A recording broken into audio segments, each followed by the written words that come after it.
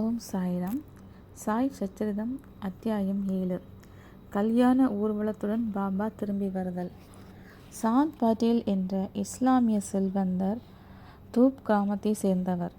அவுரங்காபாத் செல்லும் வழியில் அவர் குதிரை காணாமல் போய்விட்டது. 2 மாதங்கள் அதை தேட முயற்சித்தும் அது கிடைக்கவில்லை. கடைசியில் நிராசையடைந்து அதன் சேணத்தை முதுகில் போட்டுக்கொண்டு அவுரங்காபாத் திரும்பினார். அப்போது சுமார் 14 மைல் நடந்து வந்த பிறகு அவர் ஒரு மாமரத்தின் அடியில் ஒரு பக்கிரி ஹூக்கா தயாரிப்பதை கண்டார். அவர் தலையில் ஒரு தொப்பியும் தோளில் ஒரு அங்கியும் பக்கத்தில் ஒரு தடியும் இருந்தது. பக்கிரி தன்னை அழைத்ததும் சாந்த் பட்டேல் அவர் அருகில் சென்றார். சேணத்தை பார்த்து பக்கீர் இந்த சேணம் எதற்கு என்று கேட்டார். சாந்த் பட்டேல் வருத்தத்துடன், என்ன செய்வது, என் குதிரை காணாமல் போய்விட்டது, அதன் சேணம்தான் இது என்றார். பக்ரி அவரிடம் அருகில் இருக்கும் கால்வாயின் அருகில் சென்று தேடு என்றார். அங்கு சென்ற சாந்த் பட்டேல் அங்கு புல் மேய்து கொண்டிருக்கும் தம் குதிரையை பார்த்து ஆச்சரியமடைந்தார். அவர் பக்ரி சாதாரண மனிதன் அல்ல, மகான் என்று உணர்ந்தார். குதிரையுடன் அவர் பக்ரியின் அருகில் வந்தபோது அவர் ஹூக்கா தயார் செய்து விட்டார். அதற்கு 2 சாமான்கள் தேவையாக இருந்தன. ஒன்று பற்ற வைக்க நெருப்பு, மற்றது அதன் மேல் சுற்றும் துணியை நனைக்க தண்ணீர். பக்ரி தம்முடைய சிம்டாவை பூமியில் குத்தி எடுத்தபோது நெருப்பு எழுந்தது. அதை ஹூக்காவில் வைத்தார். தம் கைத்தடியினால் பூமியில் தட்டியபோது அதிலிருந்து தண்ணீர் வந்தது. அந்த தண்ணீரினால் துணியை நனைத்து ஹூக்காவின் மீது சுற்றினார். இவ்வாறு தயாரித்த ஹூக்காவை முதலில் தான் பிடித்து பின் சாந்த் பட்டேலுக்கும் கொடுத்தார். இந்த அபூர்வ நிகழ்ச்சியை கண்ட சாந்த் பட்டேல் மிகவும் ஆச்சரியமடைந்தார். அவர் அந்த இளைஞனை தம் வீட்டிற்கு வருமாறு வேண்டிக் கொண்டார். மறுநாள் சாந்த் பட்டேலுடன் பக்ரி சென்று சிறிது காலம் அங்கு தங்கினார். பட்டேலின் மைத்துனன் மகன் விவாகத்திற்காக அவர்கள் சீரடி செல்ல வேண்டியிருந்தது. சாந்த் பட்டேல் சீரடி செல்வதற்கான ஏற்பாடுகளை செய்தார்.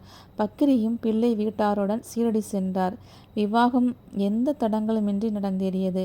பிள்ளை வீட்டார் தூப் கிராமத்திற்கு திரும்பினர். ஆனால் பக்ரி சீரடியிலேயே தங்கிவிட்டார்.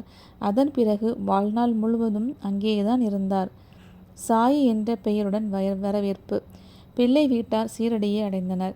கண்டோபா கோயிலின் அருகில் மஹல்சாபதியின் வயலில் ஒரு மரத்தின் கீழ் வண்டிகள் அவிழ்க்கப்பட்டு அதிலிருந்து மக்கள் ஒவ்வொருவராக இறங்கினர்.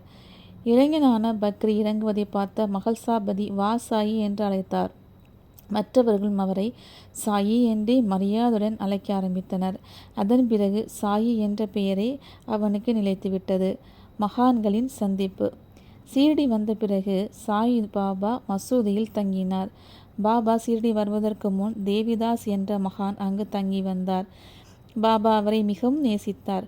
அவருடன் ஹனுமார் கோயிலிலும் சாவடியிலும் வசித்து வந்தார். சிறிது சமயத்திற்கு பிறகு ஜானகிதாஸ் என்ற மகானும் சீரடியை வந்தடைந்தார்.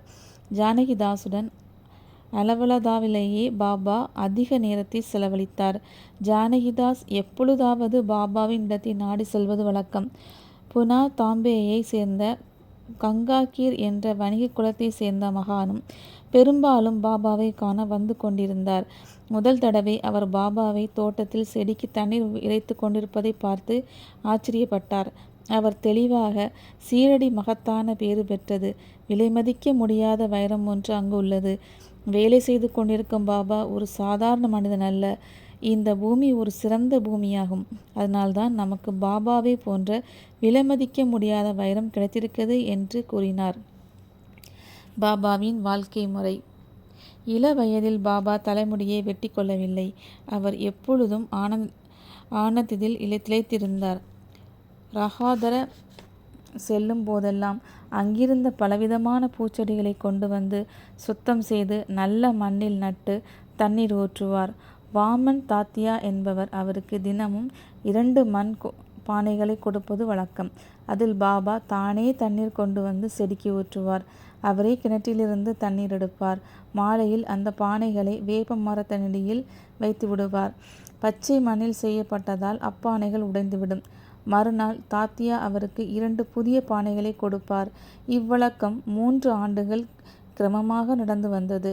பாபாவின் கடின முயற்சியால் அங்கு அழகான பூந்தோட்டம் உருவானது. இன்று அந்த இடத்தில்தான் பாபாவின் சமாதி மந்திர் அழகாக தோற்றமளிக்கிறது.